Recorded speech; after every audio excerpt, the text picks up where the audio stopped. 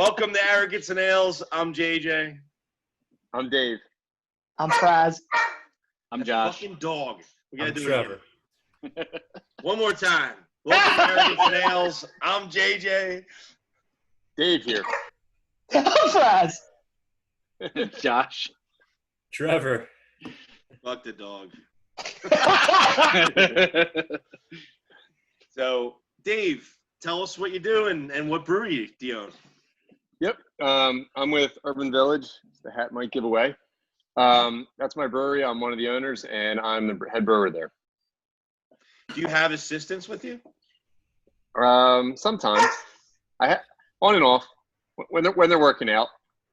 I would actually have one of the guys that typically works in the pub, Cam, helping me out right now, like 2 days a week. Probably a good experience for all the guys, honestly, to chip in and help out. Yeah, he was an avid home brewer. He was really excited to work in the brewery. We started bringing him in a little bit before the shutdown. I had another assistant, Michael, that was there since August. And then he was a little uncomfortable working with all of the COVID stuff, and which was somewhat fine for us because, we had to close our restaurant anyway. So we weren't going to need as much beer. And then our can sales out of the brewery exploded on us. So I realized we need to get back into brewing, and I was going to need a little bit of assistance. So I brought Cam back because he can help us out with the front in the pub for doing to-go orders, as well as help out in the brewery a couple of days, getting the tanks ready.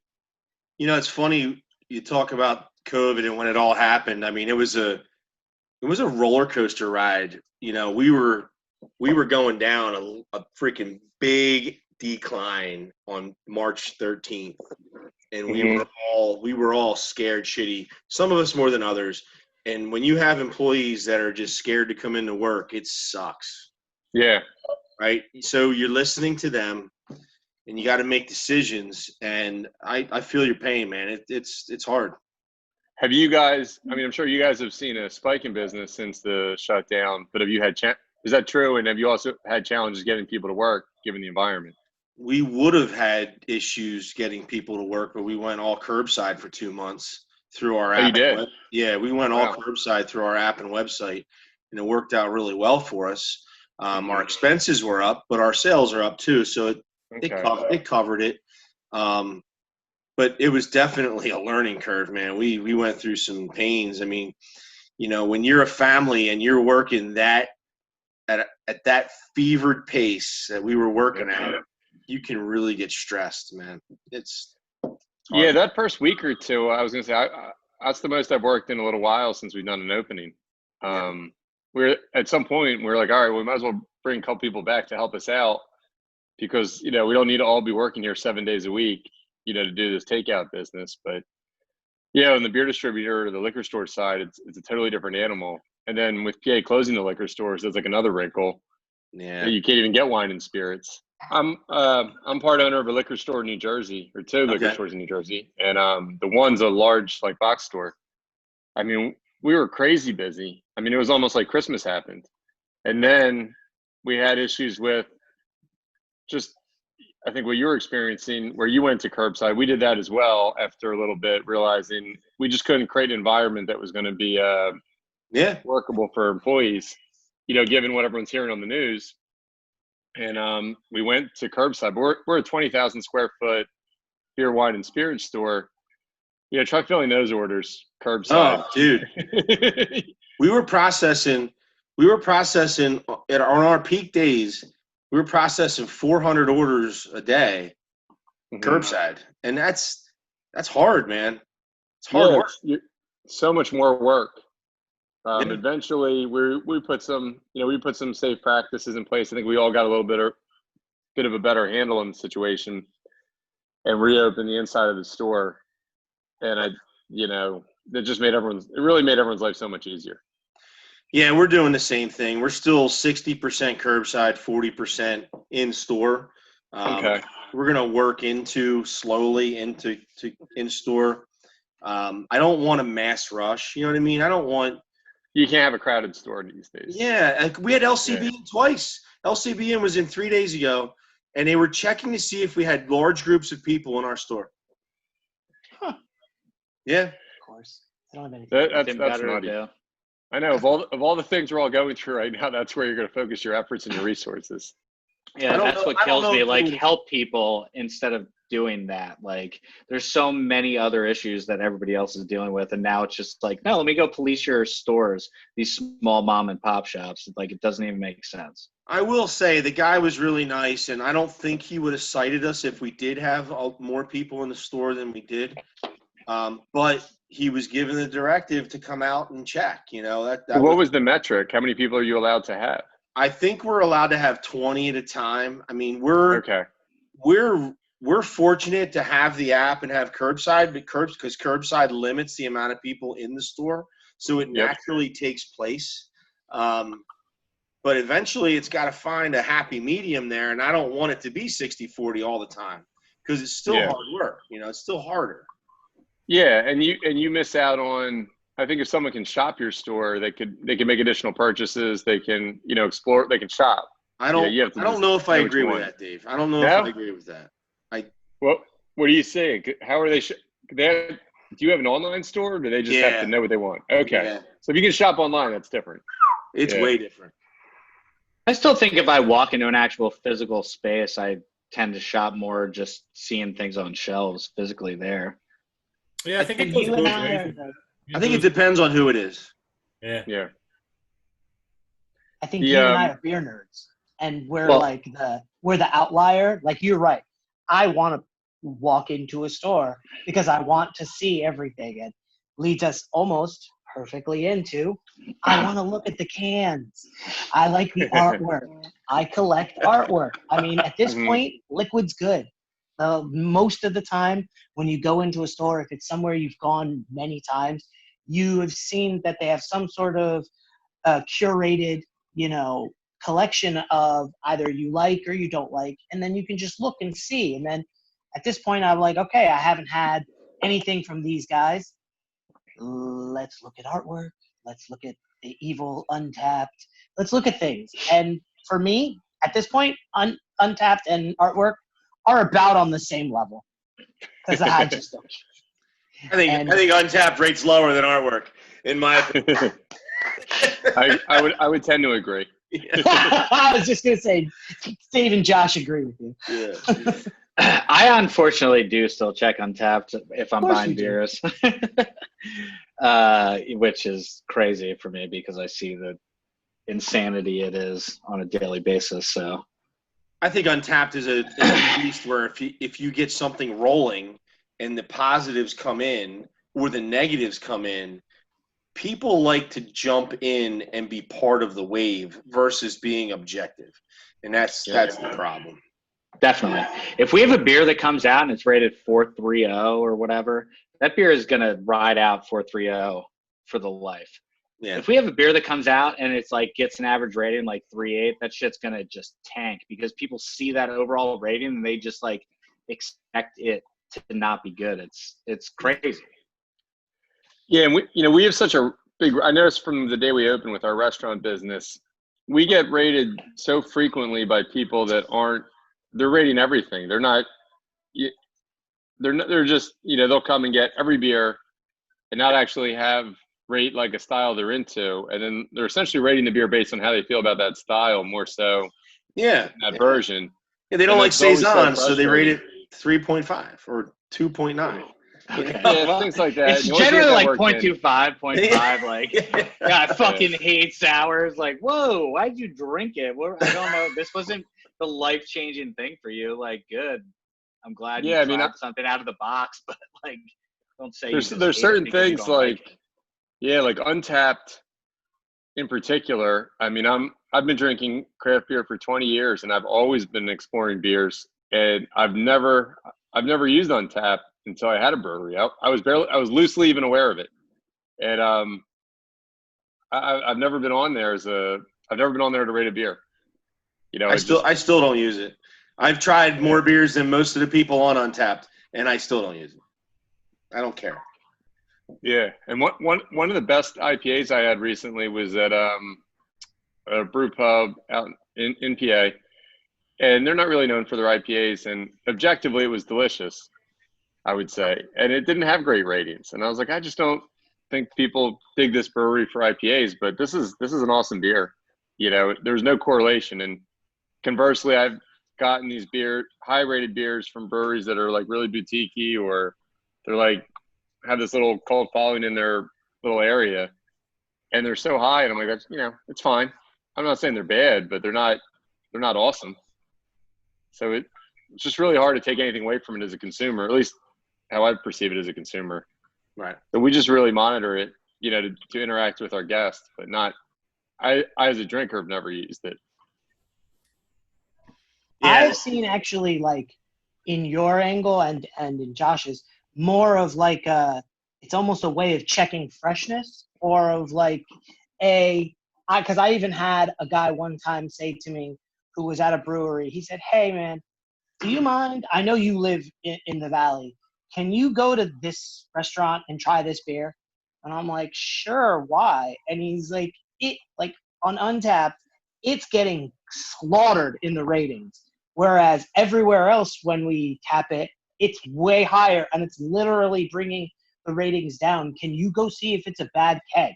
Because I'll reach out to those people, but I don't want to do that, you know, if, you know, or it's something, or maybe they just don't clean their lines. And you've had this beer before. I know you know how it tastes. Can you go there and try it? Sure, no problem. And it's, yeah, that's just seems that's like a what's watchdog. great from a quality control standpoint, for sure. Like, I just had a bad keg of what was it, Anthropophagus, which was released pre-COVID, and then somebody decided to slap on tap now, and like they probably hooked this keg up 3 or 4 times over that entire process, completely oxidized. I've legitimately never seen a beer pour sludgy brown like this before. It was disgusting. Like, see 3 people untapping it, and it's like, oh shit, reach out to that person and be like, you got to pull that keg. That is not okay. Like, that's not what it's supposed to be. So like, from a quality control standpoint, it's good for stuff like that. But unfortunately, the main reason why people use it, it's not great. No, we were at where was it, Hard Rock Cafe in the Inner Harbor last summer, and I was drinking a Loose Cannon, and the next day we were going to visit Guy at Loose Cannon, Heavy Seas, and the beer was buttery as hell. It tasted like a butter stick. Terrible. So the next day I said, "Yo, dude, you got to get over there and check those lines." It's hard for you guys at these bars, because how do you know that they're cleaning their lines properly? How do you know, and especially in chains? And I know you guys probably aren't in too many chains. You probably have more boutique spots that take care of their beer. But when you're in a chain restaurant, I'm not sure they give a shit. I think a lot of these people that go in these chains don't realize it. They don't even notice it because they're not avid beer drinkers. So Yeah. You know what I mean? I'm not seeing a lot of check-ins on Untapped from Applebee's. Right. Yeah, I hear you. But... All right, Dave. So which one of these should we start with? Oof. You want to go bigger to small or small to big? Small to big, player. Come on. All right. So go Jedi first. That Jedi Mind Tricks, that may be my favorite IPA I make. It's right there. Obviously, I enjoy them all. But this was originally a brighter recipe, a California West Coast IPA recipe. The only change to it is I went to our hazy low flocking yeast, and the can art is actually put together by a local graffiti artist that's done a lot of work at the pub. Excuse me. And we were gaming this one out, and he was excited to do a can label. And we told him, sure, go for it, and we gave him the name, and he was excited for that one. So that's what Telly put together.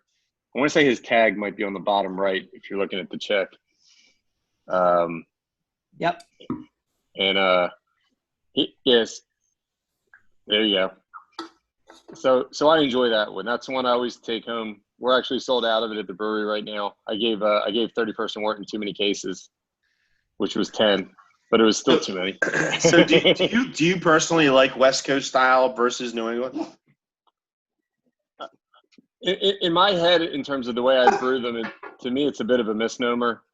I don't know. I don't know that I don't get excited about a beer because it's hazy. And for me, the West Coast IPAs that I was always consuming were really floral, and they weren't like overly bitter. I don't know that, like, I always enjoyed Stone IPA, but like some of their bigger stuff like Ruination and things of that nature were maybe too harsh for me. But the flavor profile on the New England IPAs, if you make them right, are still pretty similar. I mean, I keep mine on the drier side. If you're shooting for a super sweet version, which is a lot of them, that's not so much my bag. I guess I would prefer a West Coast IPA over that. You know, this is interesting. It sort of drinks like a West Coast style without as much bitterness, but a little bit of that silky New England style. You know what I mean? Yeah, I mean it's a West Coast recipe just with a hazy yeast used. Explain to our viewers what flocculation is, Dan. So yeast, sits in suspension, eats sugar, creates alcohol and CO2, and then when it's done its job, when it feels like it's had it, it just goes to sleep and falls to the bottom. So that's a high flocculating yeast, right? High flocculating yeast. They all fall to the bottom real nice, and your beer ends up reasonably clear, just because the yeast is all dropped out. A low flocculating yeast will kind of stay in suspension, and that especially mixed with dry hopping, for example, will give you like a hazy outcome, because the hop particles and the poor flocculating yeast will even form compounds that'll stay buoyant and stay in suspension, and so you'll end up with a hazy beer. I like it. So yeah, definitely when I drink this, it has that New England mouthfeel that you get, but it's got that nice a little bitter, a little rip that, you kind of miss sometimes in just orange juice. Exactly. Yeah, I do definitely enjoy this beer. I really like it. Thank you. Yeah, this one in its California Ale version. Do you make one in a 9% range, 8% range? I happen to. Do you? Have one out right now. What is it called? Straight Cash Homie. Wow. Look at that. What are the odds? So wait, before we do that, I would like to clear something up, because this was a debate, and Dave knows this. And you call this Jedi mind tricks for? Please explain to the class. For the Star Wars or for the Philly Underground Rap group? Yes.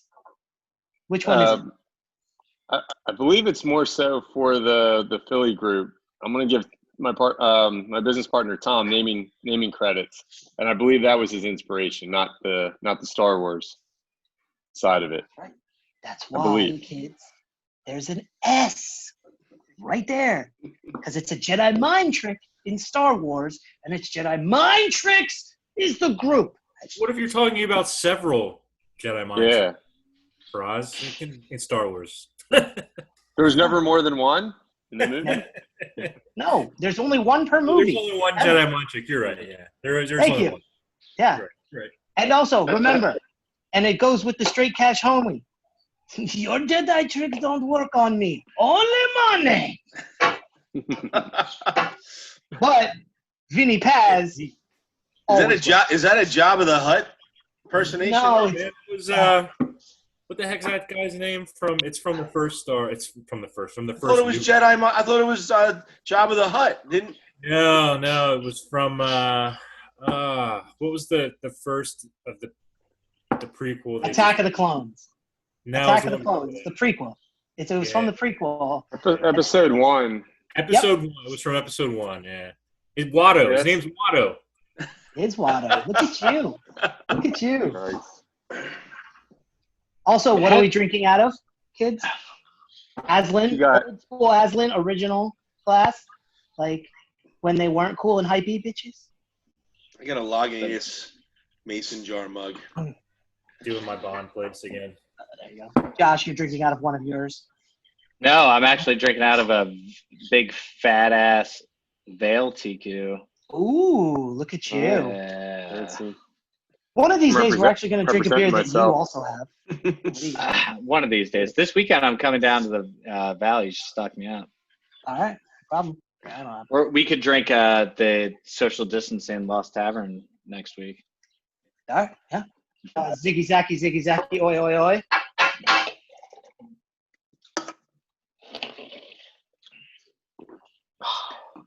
Well, if anybody cares what I'm drinking, it's this delicious front porch collab. Social distancing. Oh, look at you. Like, you bring, well, I'm finally getting to crack all the other breweries that took part in this. So that's been actually really cool to see everybody's different variants. This one's really nice. These guys are awesome. They made actually one of the best Crispy Boys I've ever had. Their fucking light lager was unbelievable. We got 2 6-packs yesterday for my birthday and ended up drinking all of them. And I felt great this morning. It was fantastic. That's a plus. Yeah. I didn't get hammered. It was nice. Like you don't get that when you're drinking. No, I will say, IPAs anymore. Dude, I feel like trash the next day. Last like, week's light show, lagers, I felt fantastic the next day. Last Had week's a nice show, buzz, went to sleep, woke up feeling great. Last week's show, we did Ralphius, and Oh, then man. and then I had a Bourbon County afterwards. Oh, Jesus, yeah. Dude, I woke up, I felt like a bag of shit, man. It was terrible. Yeah. did you It's all not that see 2 sugar, weeks all ago when I had like the stack that was up past the Zoom was just what I was drinking while we were talking? I said, Oh, 2 weeks ago was brutal. That was when we were doing Midnight Snack, right? Yeah. Yeah, that fucked me up. I was like, I woke up, my girlfriend's mad at me, everything is bad. I have no idea what you're talking about. Zero idea. I have no idea. I was messed up after that midnight snack too, man. It was. I never sat down and drank an entire one. Like that was the second or third time I like had some of it, and the first time was like splitting with a couple people. This was like, yeah, let me dome a 13% dessert stout. Like I was just gonna say, let's tell Dave what it was. Oh yeah, so it's what was in this new one? It was the fruit 13.2%. So yeah, it was just chocolate. It was like birthday cake, like dessert chocolate cake, super fudgy, just like. But it drank like it was probably 6-7%. It was bad because I chugged this thing and it was like, wow, it's gone. And then 5 minutes later, it's like, oh shit, I'm wasted. Josh, man. I do. Is one of yours? Nice. Yeah, Abomination. Yeah, it was like, honestly, I still am just so stoked how that beer came out. It was incredible. That's awesome. It's not something for me. That like was night ender. Bad news. I don't know if you ever had Optimum, but that beer is pretty harsh, or at least it was the first year it came out from Sierra Nevada. Yeah. Oh yeah. Was that the I one was out with the hop oil? I think so. It was like a 10.5%er. Yeah. And, didn't they have a guy with like a cool like mustache or some shit on it? It had like a hop his face beard was guy, a hop. right? Yeah, his that's face what it was. was a Face was a hop. Oh, that's what it was. Yeah. He had a top hat on. I remember that. That was a couple years ago. That beer was solid, but for 10.5% too, drank real easy. I put down somewhere between 6 to 8 of them and a few crown shots one night at this bar, and I was like, oh, I can't drive home. Proud of you. It's like I'll have to get a ride. But I used to love that one. It's a little much. I don't drink that anymore. It's too much. It's like when it's like when Waldo's comes out from Lagunitas. I'm like, oh, yeah, how about a 12% $3 beer? Yeah, that sounds dumb. That tastes fucking awesome. They do a great job with that beer. They really do. It's like the one beer they haven't touched. It's like, yes, thank you. Please don't touch this wonderful wonderfulness. Yeah, all right. I mean, it could do nicely with the double dry hop version. Just saying. Well, yeah, to modernize it up, of course. I'm just saying, do a little variant. People would eat that shit up. Trevor, what are you trying to figure out? What his I'm background trying to is? look at what's in JJ's mirror back. Was that a balloon? The back of his head. Yeah. Really got a graduation balloon. It is a balloon. Where'd you graduate from? No. So she's graduating this year, and she's, it's a very difficult year to graduate. So From high school? yeah. Oh man, that sucks. Do you remember your graduation? That shit was terrible. Well, I do remember it, but I barely remember mine. I see pictures and it looks cool, but it is what it is. 20 years from now, she won't even freaking remember it. She got to skip out on 3/4 of the school year. Like, fucking hell yeah. Can't be that mad. No, they were about to leave for spring break, and they just went, okay. That's good. Yeah. That's good. Yo, so this straight cash homie is definitely a lot clearer. It is. So is it a different yeast, Dave? It's not. So what?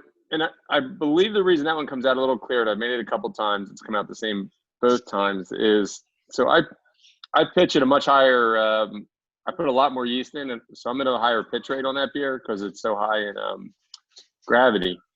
Mm-hmm. And I think just by using that, I don't make a lot of high ABV IPAs, but I think at that higher pitch rate, it flocks out a little better because there's so much more yeast. Right. But yeah, there's tons of, it's the same yeast I use in all my hazies, and there's as much, if not more, dry hops, and it's the same schedule. But I love it. Thank you. I love that. This is some like straight cash. Yeah. Yeah, like this is some smooth Billy D Colt 45. Like absolutely. You drink this, you have no idea you're getting lit. You know what it reminded me? We talked about Waldo. I get a little bit of that Waldo flavor with this. I don't know what. Tell me what Waldo is. Lagunitas. Okay. You've never had Waldo's? You never had? I don't think so. I've had a lot of Lagunitas beer, but I don't believe I had Waldo. That's a high ABV IPA. Yeah. Okay. What kind of hops are you using in this one, Dave? Citra and Mosaic. Oh, there you go. Of course, the crowd pleasers.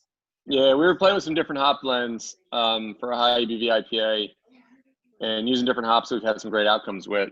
And they were fine. Like, we didn't have any bad beers, but nothing that was exceptional. Like, we'll label an experiment or something until we have the recipe dialed in. And I remember we were just sitting around. They're like, "Why don't we just do Citra and Mosaic? We don't do that with any of the other beers, and that's kind of like a layup." I was like, "Yeah, why not? Let's do it." Yeah. And they're like, "Yeah, it's perfect." I don't know why we just didn't do this earlier. So so then it came out so well, we remade it with its own name, not an experimental name. Nice. I like it. Yeah, we're actually going to do. We're doing a 6.8% version of that beer. That's going to be our next canning release called Chump Change. Nice. So that'll come out. We're going to can that on June 8th. And we just transferred that to a bright tank the other day. Looks really nice. And again, it's funny, just at a lower ABV. It's a hazier beer with the same recipe, just less green. So you talked about your pitch rates. When you pitch yeast, do you try to pitch at different temperatures to create different flavors? Because I know if you pitch too high, you get off flavors. Well, do you ever try a different range in the lower temperatures, and does that affect the flavor of the beer?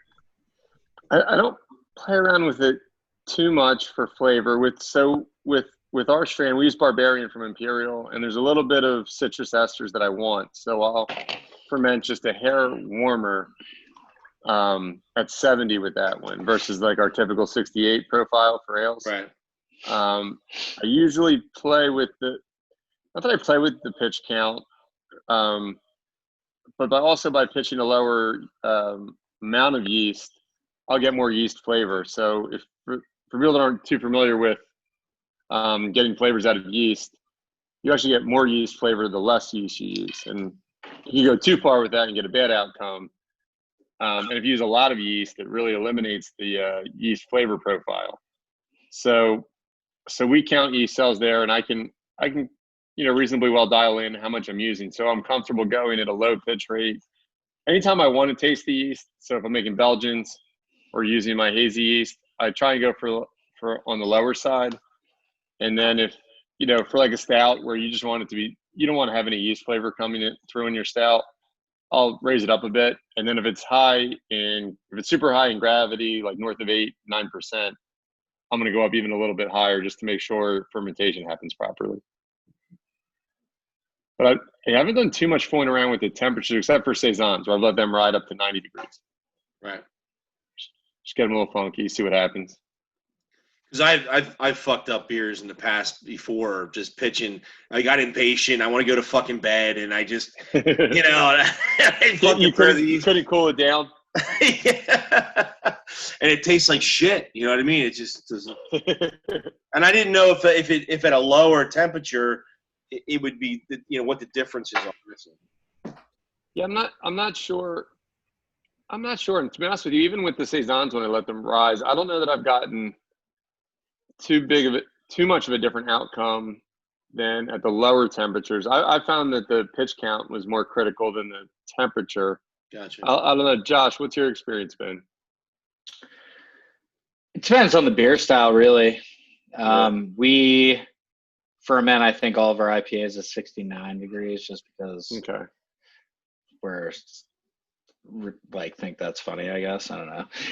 We were like, you just get a giggle on the inside every time you use the thermometer. Pretty much, yeah. There's no. We had real 69, boys.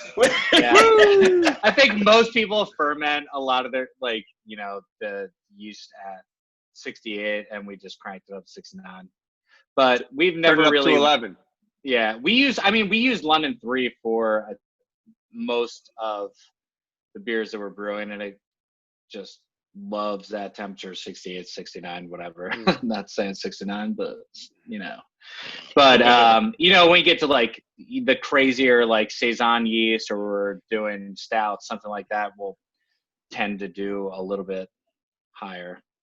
Okay. We haven't really messed around. You know, that was just something that was working for us. You know, I guess we messed around like home brewing, trying to keep things at a certain temperature years ago, and that just is what kind of ended up working out. Like, we would always try and keep 68 to 70 degrees, so just kind of met in the middle there.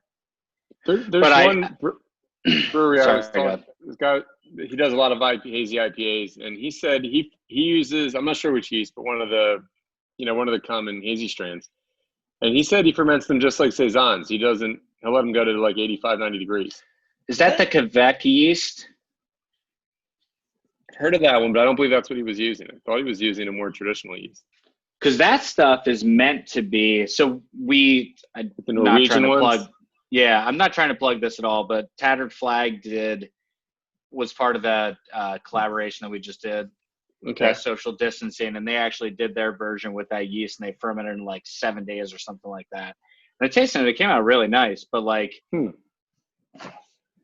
A lot of times I feel like those beers, when they're even fermented at the temperature that they're supposed to be, like 90s, you get these like really off yeast flavors.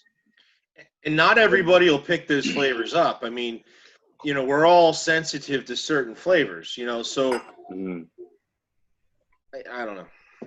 That was supposed to be like I remember like 2 years ago, everybody was saying like, oh, all hazy should be brewed with this yeast. Is like the new thing. You pump out a hazy in like 14 days, but like I noticed the difference.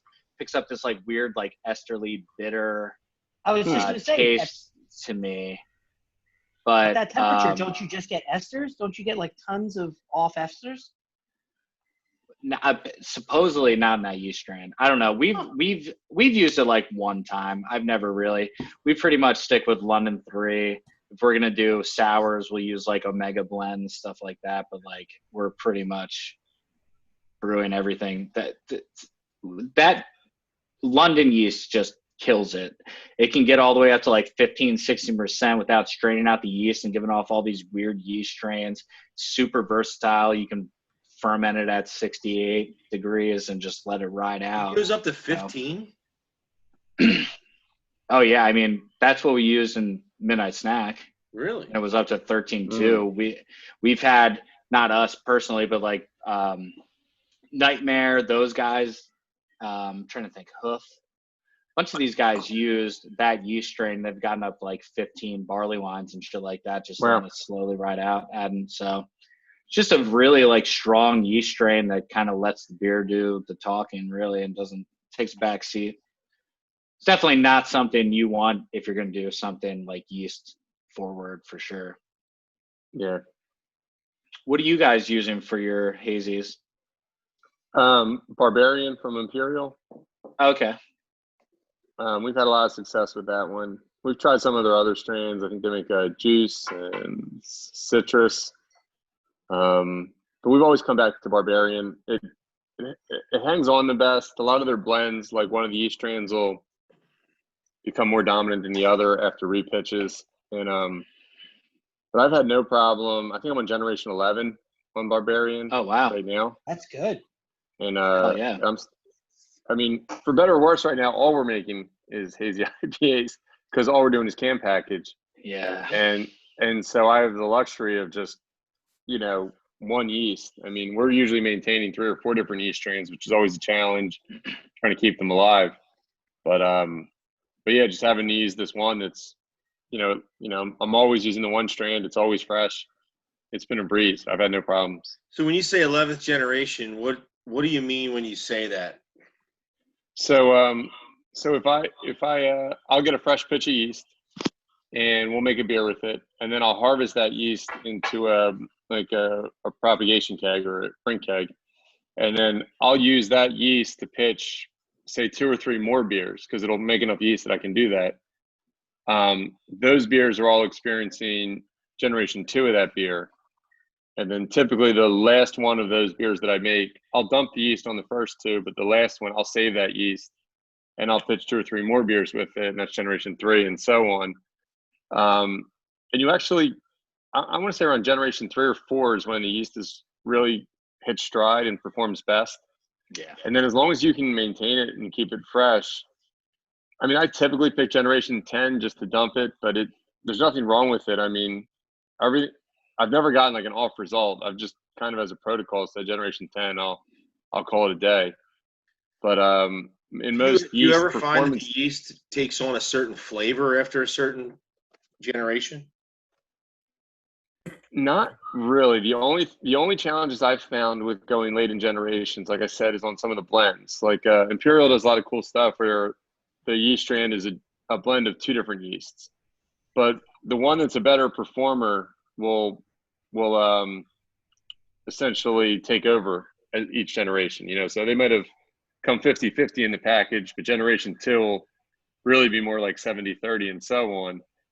And I forget which strand of theirs I used, but I noticed it hangs on. They do have a yeast strand, and they'll tell you it's a slower fermenter. You have to watch it.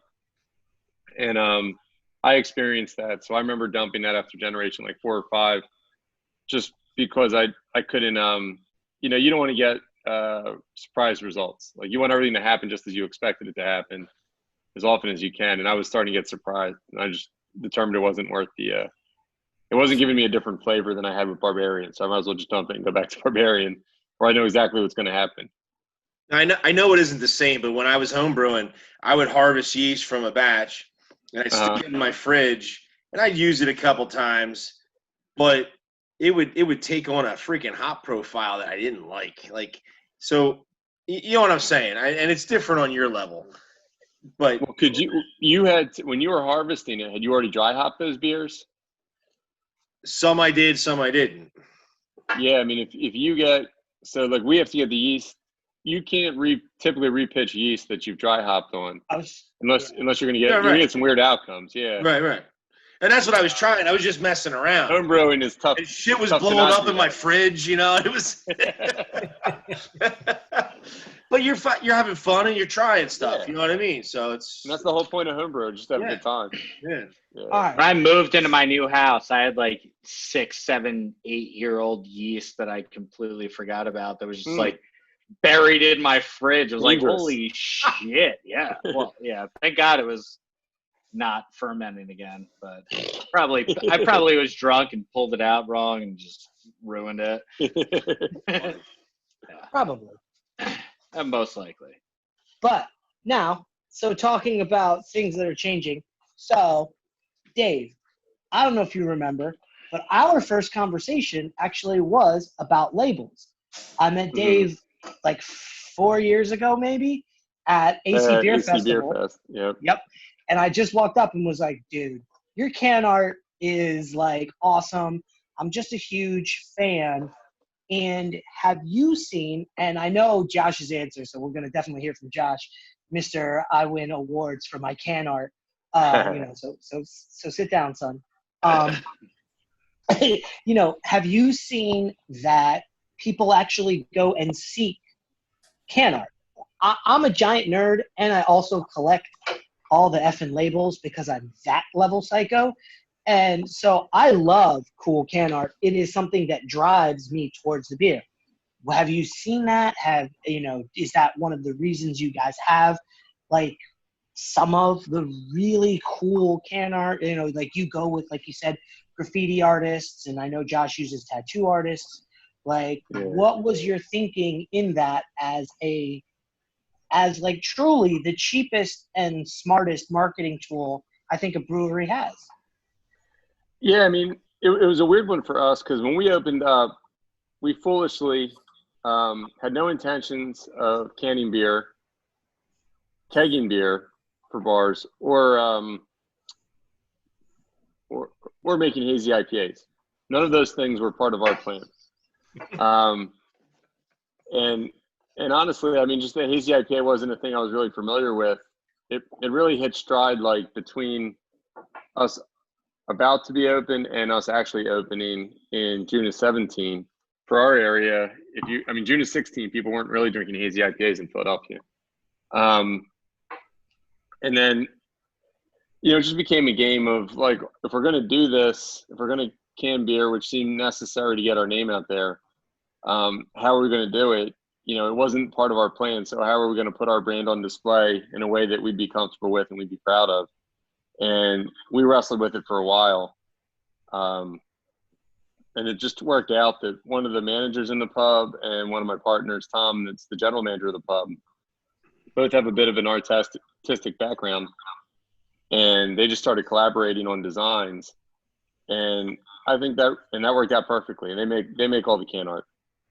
So the fact that it's made, it's made by us is pretty important. I mean, the one that Telly made is a one-off.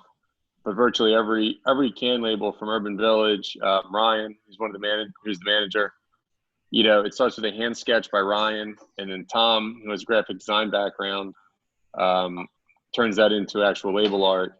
So it feels like a homegrown, homemade part of what we do, and it stays within the theme of we never want to take ourselves too seriously, and we just wanted. Our goal all along was just to have a fun pub. You would go there, you would try all these different beers, you'd have great food. We got an awesome bar there. We have a huge patio for outdoor dining, which is coming in quite handy starting June 5th. So I mean, that's what we really wanted to be about. So this was, I guess it was an afterthought in terms of it wasn't part of the original plan, but if we're going to do anything, we wanted, the point was we wanted to do everything in a way that was in line with, doing it well, doing it in a way that tells you who we are. And so we think those are all fun, like straight cash homie. I use that line probably too much from Randy Moss.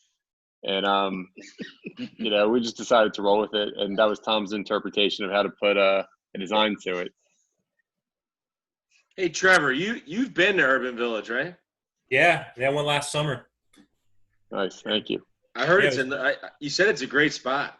Yeah, it's awesome. It's in a cool little neighborhood. Bunch of other places around there. Like I like to do the thing where I'll go spend a day in Philly and do the just have a little bit at each place. Like I'd travel around, take an Uber, and that's what we were doing. And it was nice. It was a beautiful summer day, and that neighborhood is just awesome. And visited a couple other places around there, and loved it. Had the Moroccan wings, I think, when I was at your place. Yeah, it was good. A couple beers. It's cool. Thank you. Yeah. Very nice. Yeah, I've actually been there before, Dave. That place is awesome. Oh, well. Thank you. Yeah, I love it. Thank you. That's awesome. Yeah, the experience on site is really what we're all about and what we intended to do with the place. I mean, all the things we do in terms of distributing beer, we have fun with it, but it was never our intent. What's your favorite can art? On the art, just the art, huh? Just the art, bro. Just the art. That's so Are you a hard. Philly guy? Are you a Philly guy? Yeah. Yeah. Then I gotta guess it. I mean, I should know it. Come on. It's not 52. Right. It's the Yeah, I was gonna say FNK. 52 is cool, but All right. I mean, I love. Yeah, I mean, I love the Super Bowl thing. I'm trying to think which is the. God, I'm trying to think of them all. Wrong Way, Paper Trail. I mean, Supervillain obviously was a big hit for us. I have my pickup truck is wrapped in like the Supervillain branding. So I mean, I really like that one. For some reason, I like. This was our first release. Wrong Way. It is a cool can. Very cool. Yeah, I think this is really pretty. It pops. It comes off the shelf. Well, we put like an orange pack tech on it when it's in the 4-pack. I've always enjoyed that one a lot. I'm just gaming out in my head. What are some of the other? There's been so many. Paper Trail. Paper Trail. Paper Trail was hot. Paper Trail was cool, yeah. It's Yeah, the broke Monopoly, dude. Come on, Yeah. it's the best. Yeah, that was cool. Thank you. See? You know, Hey, we got it. Faraz, so you like to collect can art. Like, do you display it, or how do you display it?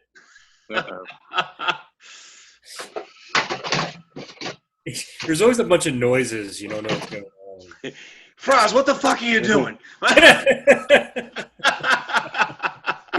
No, He's not not your home Hot yet. Sauce collection. They're all tied to the back of his car. That's around with him. Yeah. All mine are on the side of my refrigerator. That's right. No, I do this. So, like, I do Nice. poster boards, and then I hang them. Oh, that's So, cool. like, my whole garage looks like a Harlequin. It's just, like, That's pretty displaying them cool. all. Yeah. do you have a And I do never- you have a certain way you get them off the can, or you just rip them off? I'm pretty anal about it, and like I try to make sure, like, even this stuff, like, I hate seeing the UPCs, so like anything that I can cut that's not like pretty, I like lay it over. Yeah, I'm beyond psycho about this stuff. Yeah, I'm sorry. I don't think you're the only one. I think there's a lot of people that do that. Oh, I think yeah. it's pretty cool, actually. At least Sam makes our UPCs real pretty. So do you leave Sam's UPCs on there or not? I do, because you put your description of the beer right near your UPC. So it That's just good. depends on like how that rolls. Like if like here, it would like, yeah, I would probably, sorry Dave. I nix it. I can't Cut it see. right there. There's a lot of breweries that really fuck up their UPCs. Oh, there we go. Yeah. Yo, but then there's, Sam like, does this all like crazy layering and shit to the point that I can't edit it. Like I need to send him the UPC to do it. Dude, he layers it. Like there's like 4 layers. Like it has literally, look at one of our cans, dude. It's crazy. Like if you get social distancing, look at it. It's got all these fucking squares and oh yeah, you have it right there. Look at the UPC. It's wild. He fucking yells at me because I'll send him in and he'd be like, it's not gonna work, dude. I put 4 different layers on that shit. I'm like, I don't know what this We means. get these fucking cans. I know how to and they work don't Photoshop, scan. bro. That's what I was just They going don't to ask. scan. Is it scanned? It's No, scanned. they don't scan. Some of the breweries No. try to make them as tiny as possible, and what happens is they get so close together that they won't pick up anyway. So it's like, It's bullshit. Highwater yeah. Why? out of California. That's why I Oh, get out of yelled at California. by Sam because he'll send me this shit and I'll just be like, all right, I'll just slap a UPC on there and be like, no, you can't fucking do it. It's not going to work unless I do it. I'm like, all right, dude. Because he like sets it up perfectly, like the diagram and shit, so it scans. Like he is a freak. It's crazy. All right, Josh, not even please fun. tell us about can art and what it means to you, senior award winner, and tell them the award. Well, well, we use a couple different can art. Wow, that was bad. But so mainly we use And artist. Sam Heimer, who is based out of Philadelphia. He's awesome. He's just this like crazy metal fucking, I don't even know. He does a ton of like tour posters for just like metal bands, all this shit. We ended up hooking up with him at a beer fest, kind of square beer fest, actually. He was just doing their labels because they've been around for like 20 years. He was helping those guys out and just kind of reached out to him. Didn't think he was ever going to actually answer us. And like our whole thing just from the get-go was just artists supporting local guys and just having different people come in and do our artwork and just making the cans look as awesome as the beer tastes. So we started using a bunch of different local Philly guys, and couldn't even believe that Sam Heimer wanted to get on some cans with us.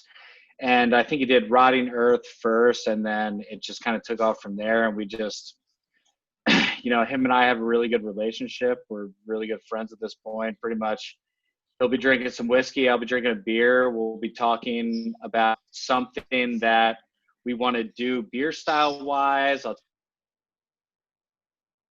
tell him how we're going on. That's it. He'll the next day generally throw some crazy ass beer name drawing my way, and it just kind of goes from there. Sometimes I approach him with, if we're doing a collaboration or something like that, we already have like an idea of the name and what we're kind of going for. We'll do that route, but most times like it's him and I just kind of bouncing around ideas drunkenly, thinking about what this beer is ultimately going to be, and he just ends up. It just blows my mind, honestly. Like, his hand is like, I don't get it. I just give him simple ideas, and the next day he just puts out shit like social distancing. And I'm just like, how the fuck? It blows my mind. It really does. Dude's incredible. That's pretty cool. Yeah, he's actually right by you guys. Yeah. Sam Heimer. He's incredible. And Dave, I'm actually going to be down in Philly this weekend. I'm going to drop off some beers. I was planning on it. Yeah, I'd love to. I love that. I'll hook you up with some of our stuff as well. You're coming down this weekend? Yeah, I'm not sure what day, but I'm actually going to visit my artist. We're going to have like he lives in this weird part of Fishtown. Mm-hmm. He's got like an empty plot next to his house for some reason. So we're going to have some like social distance beers there, but I'm going to be like right by you guys. So I was going to swing by and drop off a 4-pack and have some shit for you. Yeah, please do. I'll send each other your contact info. Yeah, make the connection, please. Sure. No worries. Yeah, that was like our whole thing. It just kind of lucked out. We just had some really cool local artists that reached out to us, and that was just something that we always wanted to, kind of help out with, like the whole local artist. I mean, Sam Heimer is like much more than a local artist at this point, but we always tried to have like smaller guys. Like we have Fenzi, who's also Philadelphia based, and then we also use Earl Kess, who is based out of the Poconos. So we kind of go through all three of those, but we've definitely been leaning heavier on Earl Kess. He just fits Sam Heimer. He just fits our, whole style more so. And Josh, what's he most known for? You were saying sounds like he's kind of a big deal. He's like this Halloween artist. He every year around Halloween, he just puts out all this crazy Halloween art. Okay. Yeah, check him out on Instagram. I don't know exactly what he's known for. I mean, he's done a ton of big bands, like they're like actual like, yeah. Well, they're tour posters. So he's done like tour posters Mastodon. He's done, yeah. So he's been involved with like some really big heavy hitters. So it was like I reached out to this dude, not expecting to even get a response, and was like, yeah, let's do it. And we just kind of ended up rolling with him, and he's just been awesome to work with and just really feel like portrays our brand very well. Yeah, Josh, it's you when you look at that artwork on a can, you can tell it's an Abomination beer, which is really cool. And also they don't all look exactly the same like some breweries do. So you can tell the difference between the different beers. So yeah, it works. It's great. It's awesome. Well, that's something too. I didn't always want it to be like, I don't want to be known as just this like heavy metal brewery. Like I want to be accessible to everyone. You know what I mean? What's so Disney like Princesses on your next one. Yeah. Well, we have a that sour brand, Foraging with Friends. So it's like, we do like this lower, like happier shit, but like, I love how versatile it is. I know. It's like he can go from just being this badass guy to fucking just like doing some kind of like cool, like lighter hearted shit. And I know like from telling him ideas, like he likes it because it challenges him. because I'll give him these ideas and he's like, that's not really something that I do, man. Like this social distancing, he was like, I've never done colors like this. This is awesome. And I love it. And like, thanks for doing this. But like, he's mainly like black and white, like a lot of like, there's some colors, but it's like Halloween colors, like oranges and shit like that. So like, it's making him like step out of his like comfort zone too, which is awesome for a caliber artist. Are you guys blasting like heavy metal at your tasting room? Is that the theme? So we don't have a physical tasting room yet. We're still kind of like Okay. bouncing around. We're contract brewing out of Connecticut, but we have a Right on. steady space basically. So we're putting out like 3-4 beers a month out of there. But Nice. when we do open up, yeah, my business partner for sure. That's what he's gonna want to do, and that's fine. Our kitchen staff at Urban Village all loves that death metal. Really? And it's, Dude, it's like I feel like that's torturous. a beer. I feel like that's a brewery thing because I've gone into several breweries. We've done collabs, and I'll go in the back and they're just blasted. And my business partner loves it. He's all about that shit. Like He would be. Joe just loves don't that understand. shit. Would be. It's so funny. It just I cracks don't understand me up. how 'cause, all like, these people that like this all happen to work in the same place in the kitchen. Well, I think it's. that's Well, a I was gonna say. I think it's a very I think similar that like happens a lot. kitchen, Yeah. restaurant, bar atmosphere. Yeah, I type think that happens a situation. lot. Yeah. Dave, Yeah, when we were they getting work in open, the they tried back. blaring it. Maybe not the best decision. No, Yeah, when they they work tried in the blasting that back. in the morning. In the morning, yeah, it's too much. Like, come on. Yeah, I was- JJ had to talk. JJ I would turn that shit off. You to talk to an employee about blasting it out curbside. So We played it one weekend. Hey, Dave, it's fine once it passes like 12 o'clock. Sure. I'm not worried Put it about on. the customers. I'm worried about me. Like, I don't want to That's- hear No, that. I know. I agree. That's what I'm saying. Past 12 o'clock, sure. Once I've like come into being a human and like accepted that I'm awake, great. Blast that shit. 7 a.m. walking in the door and just fucking getting screamed at. Like, come on. JJ's all I feel like is doing Clerks. Won't you suck my cock, berserker? Too much. Yeah, we were at the one time I was at Three Floyds. It's, Relaxing and nice. Oh my God, Three Floyds. Death I metal love so sucks. much. yeah, they were just. I love Three Floyds beer, and the food in their pub was great, but there's no windows, and they just blared death metal music. I'm like, it's noon. Like, I just want to eat lunch and have some beers. I can't even be here anymore. I went to Where's Three Three Floyds at Floyds in, 9 like, o'clock at Indiana? night, Yeah, and just outside Chicago, though. Munster, Indiana. 9 p.m. on a Sunday, I went to Three Floyds. Line out the door. We had to sit there and wait 45 minutes, and I'm like, Oh wow. well, I just came to Three Floyds. I'm not. Well, this is like 5 years ago, so it might have been like the Yeah. height of their. I don't know if it's like this anymore. Today you can walk in. You can't, yeah, probably, but well, no, now you can't. They like closed down or whatever. That's a whole other thing. But yeah, like we're like, well, I didn't just drive out here. Like we're driving out to Colorado. It's like I'm not going here. We get in there. 45 minutes later, they have 1950s, 1960s like horror gore porn on, like just murdering people. You know, the craziest shit I've ever seen in a restaurant on every fucking TV. There's no music on. The place is silent because it's just like they have the subtitles on of these movies. It was wild.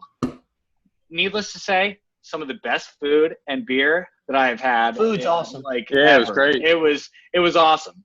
But it was the weirdest, like, to this day, the weirdest restaurant interaction I've probably ever had. They Sounds sat great. at like a communal table. That's how busy they were. It was a whole fucking thing. You If ever you go go to to Philly, it's all kung fu movies. It's all Well- kung fu movies with Oh, subtitles. at Don't lie, dude. You at and what I place? both know it. What's that place? Root Down, right? Root Town, 100%, man. And Root Town Yeah, and a few Root other Town- places. Root Down plays straight up Wu-Tang Clan and has fucking old ass just like karate movies on. It's great. Thank you. Yes, there's nothing wrong with that. That's There's nothing fucking wrong with cool. That's cool. No, it's And- awesome. And There's also, there's going that back to brewery your- True in Yeah. True, Denver. yeah. They're awesome. I was in there, and there was only 3 other customers, and they were at a table with swords and knives out on the table, on like velvet. What? Yeah. Like, and also playing that horrible music. I'm like, what the fuck is going on here?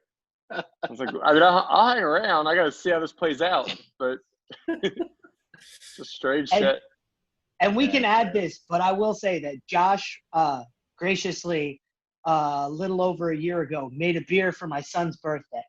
And I asked him, I said, hey, can one of your artists make a label? You know, I'll even pay, you know, blah, blah, blah. And Josh, his undying, you know, awesomeness, was like, no, hold on.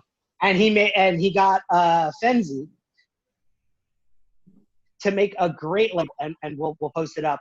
It was my son was turning 1, and a huge my wife and I are huge Abomination fans. They brought a beer, funny enough, a Saison that was definitely more than 69 degrees. And yeah, don't laugh that hard, JJ. I didn't have a choice. My wife hates IPAs, and it's not like we're gonna do a 12% Imperial Stout for a freaking kid's birthday. I ain't getting I'm pretty sure you asked me for a Saison.